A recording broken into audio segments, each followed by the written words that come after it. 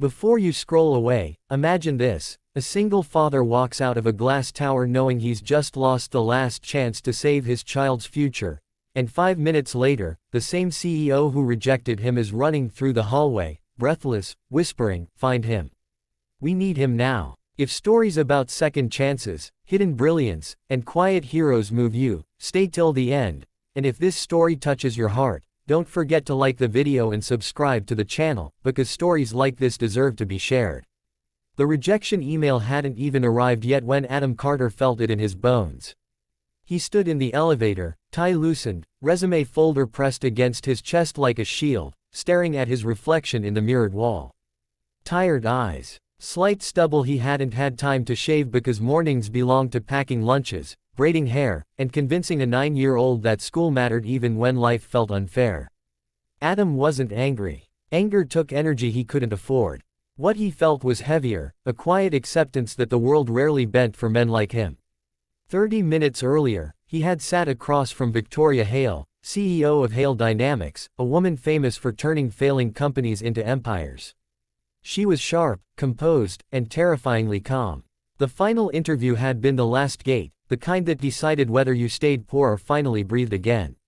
Adam had answered every technical question with precision, but the moment she glanced at his employment gap, everything changed.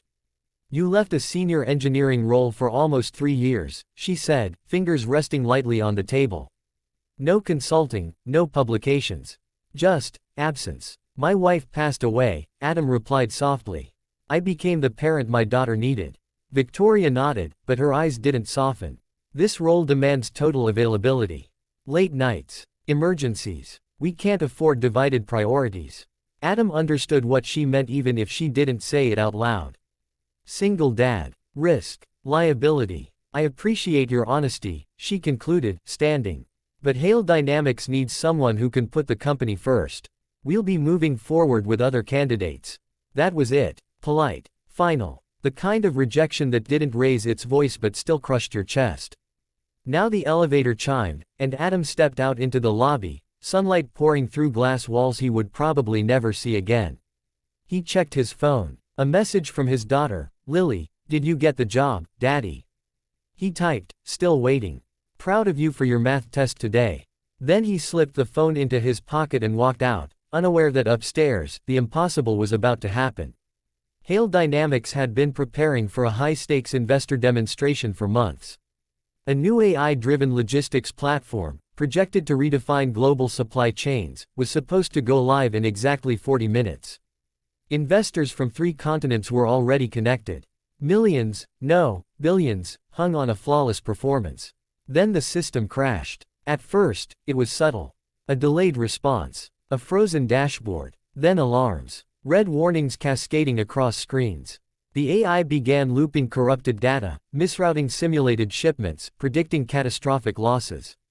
Engineers swarmed like ants on a dropped candy, fingers flying, voices overlapping, panic rising. Victoria stood at the center of the chaos, her calm finally cracking. "Roll back to the last stable build," someone shouted. "We tried, it's rejecting the checksum. The failsafe isn't responding." Victoria's heart pounded. This platform wasn't just a product. It was her legacy. And now it was unraveling in real time. Who built the core decision engine? She demanded. A senior engineer swallowed. It's based on a legacy optimization model, but heavily modified. By who? A pause. Then, quietly, Adam Carter. He proposed the hybrid architecture. Victoria froze. She remembered him instantly. The single dad. The employment gap. The rejection. What was unique about his model? She asked. He designed a self-correcting logic layer. It's unconventional. He said it would prevent cascade failures. Then why is it failing now? She snapped. Another engineer shook his head. Because someone overrode his safeguards to improve performance metrics. We thought they were unnecessary. Silence fell like a verdict. Victoria's jaw tightened. Find him. Down on the street, Adam was waiting for the bus when his phone rang from an unknown number. "Mr. Carter," a voice said urgently.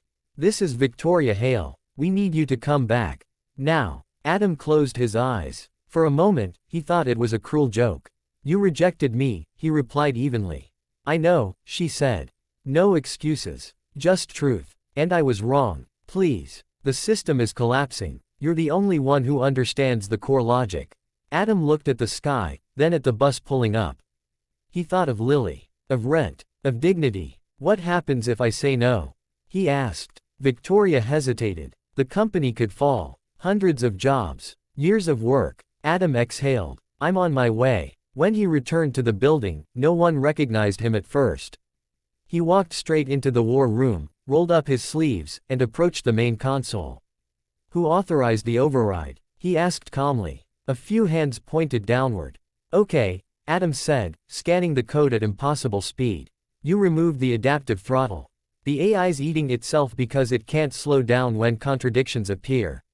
He began typing. The room held its breath. This will look like I'm making it worse, he warned. But trust me. Lines of code streamed. The system plunged deeper into red. Victoria felt her knees weaken. Then, slowly, the alarm softened. Yellow. Green. Data stabilized. The AI recalibrated, rerouting intelligently, learning from the failure instead of amplifying it.